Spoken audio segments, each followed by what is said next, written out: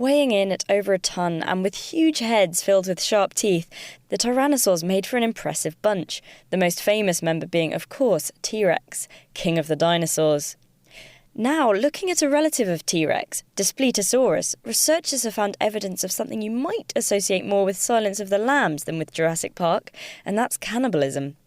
Unusual scratches on a Daspletosaurus skull have provided evidence these giants not only fought, but took the occasional chunk out of one another too.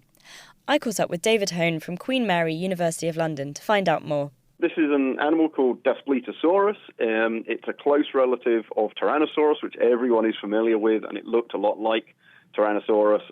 Daspletosaurus, as an adult at least, got pretty big within the realms of kind of Tyrannosaurus size, so maybe up to about 10 meters in length.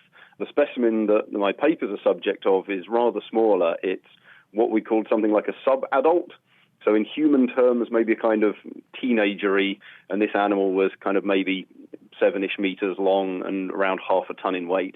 And how long ago did this dinosaur live?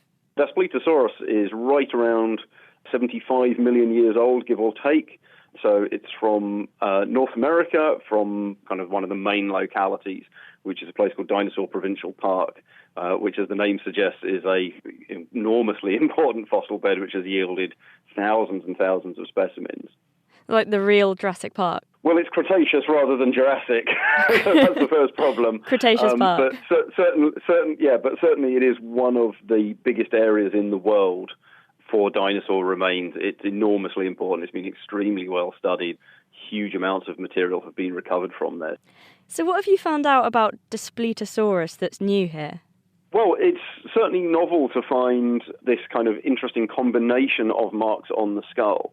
So we do know that tyrannosaurs were fairly regularly engaging in some kind of combat with each other. Actually, quite a few tyrannosaurs are known with various bite marks on their skulls that show evidence of healing. In other words, they must have occurred during life and the bone had healed afterwards. And we see that in this specimen too.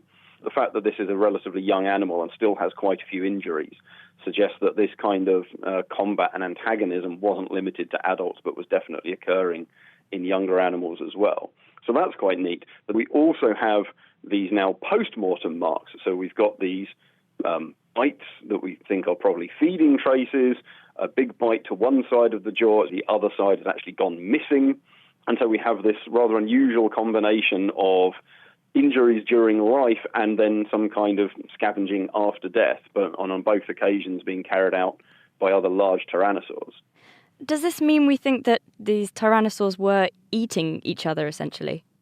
Well, that's what it certainly appears to be here. The bite marks that we see on the jaw, we can see there's a series of scores. They're parallel to one another.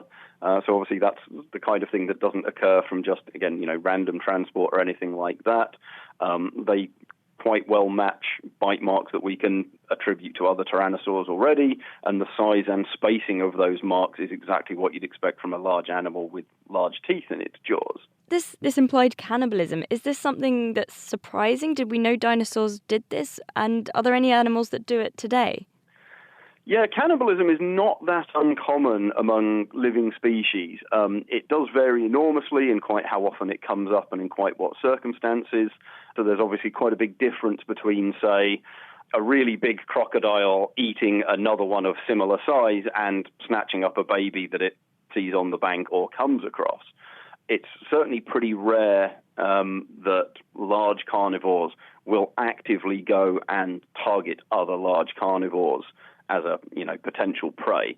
But we do certainly see it in the modern world. We do see it in at least a couple of dinosaurs. There's a large carnivore from Madagascar, which shows it, and actually Tyrannosaurus itself. There are a couple of bones of Tyrannosaurus with bite marks, feeding traces on them.